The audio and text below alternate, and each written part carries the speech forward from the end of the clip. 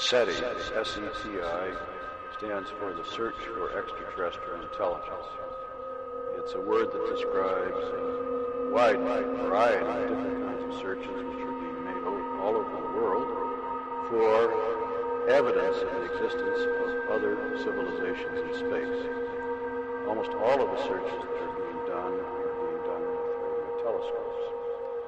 Our goal is to detect in those searches radio, radar transmissions from other civilizations. The first result that will come from this is simply the knowledge that other civilizations exist in space. That, of course, would be an enormous milestone in the history of human civilization. Why do we search? It is because everything we know about our universe, about our planetary system, and about the origin and evolution of life on Earth seems to say that all of these things would result in completely normal processes that occur in our galaxy. No special phenomena, no freak events are required for our civilization to exist as it does. Given the enormous number of stars in the galaxy, which are like the sun, it follows that there should be many, many civilizations in our galaxy and in other galaxies. If they practice technology, as we do, they are detectable. This is a recent development. Until a few decades ago, our instruments were not sensitive enough to detect reasonable manifestations of intelligent life. That is, they could not detect the same sorts of signals and power levels that we ourselves radiate. However, we have crossed an important threshold in that we have developed instruments which can detect signals no stronger than we radiate across the vast distances which separate the stars. In fact, our present radio telescopes, if used properly, can detect Earth-like signals all the way from the far side of the galaxy. Therefore, it is reasonable to search. There would be an enormous intellectual payoff in the detection of other civilizations. Their mere existence is a very important fact, which will influence our thinking, our philosophy, our outlook on life. We will learn almost certainly facts of science, evolution, biology, and other places which we could not learn by any other means. We would see what prospects there are for the future of civilizations, what becomes of them, how do they manage their resources, what ways of life do they adopt. All of these things are interesting in their own right. At the same time, they may provide very useful information in developing our own resources and planning our own activities. I'll get back to a couple of your statements a bit later on. You obviously have touched the subject, but I'd like you to be a bit more specific. According to your formula, ours is not the only civilization in the universe.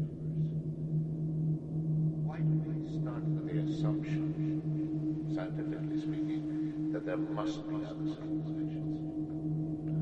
Our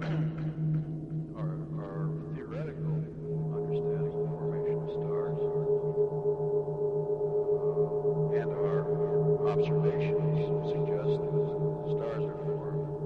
They are formed not alone, but must be accompanied by another object or objects.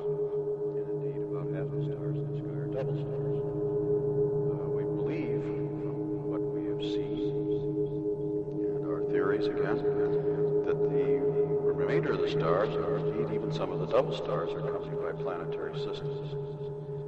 The theory of planetary system formation says that some of the planets in these systems will be similar to the Earth, and there's now been a multitude of experiments conducted in the chemistry laboratories here on Earth which show that where you have a planet like the Earth, the chemistry of life develops quite spontaneously and with vigor.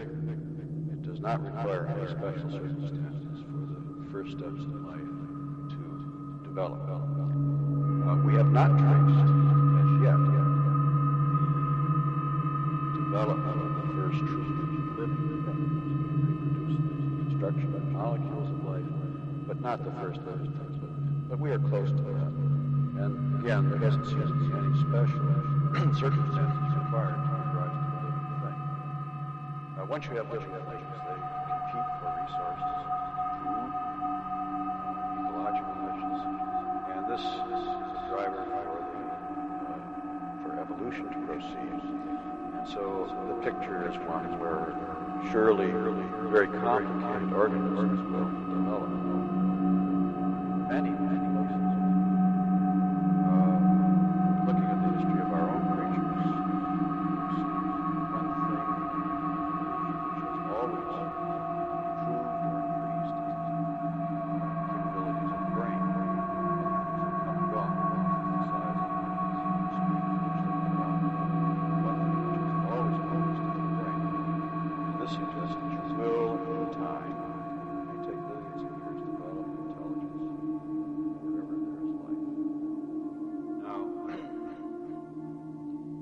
That intelligence may, in time,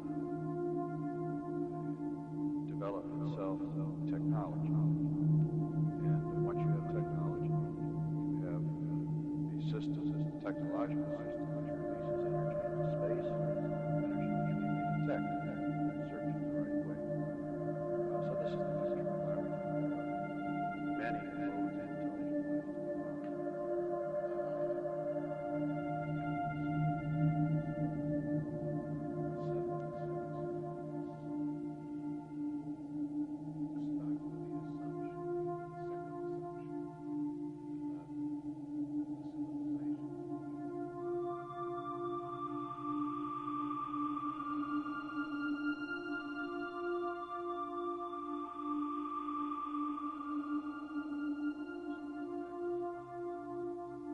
projects like others can be constructed today using exactly like technology. It just takes a lot more of it and a lot of expense.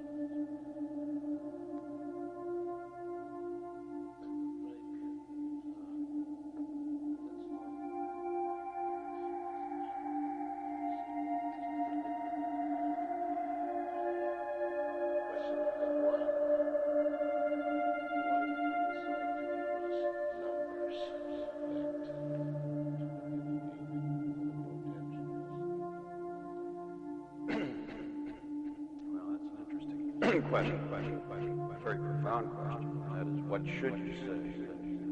Messages intended for the benefit of other civilizations. And there are a lot of different ideas in that.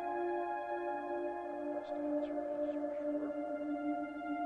But one idea which is largely accepted is that we want to tell the other civilization the special things about us and our systems. We need not tell them basic science or mathematics. They know all that. So it's silly to tell them what the value of pi is, or what the structure of the carbon atom is, or something like that. They know all that. We're not sure that they know what our biology is. It's possible that our basic biology, system of proteins and DNA, is universal, but we don't know that. If it isn't, then it's very interesting to them, because it's an extremely effective way to make a living thing.